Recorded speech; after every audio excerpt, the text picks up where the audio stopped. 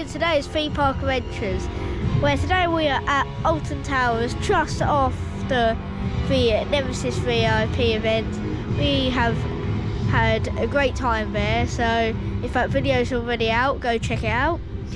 And yeah, today we are looking at Project Ocean, which has grown a lot behind me.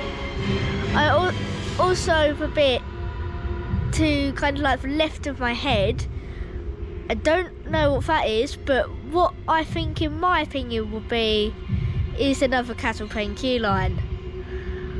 And then the big structure in the middle, yeah, that is where the top spin is going to be. So yes, Project Ocean is coming along very nicely, and can't wait to see it evolve in the future.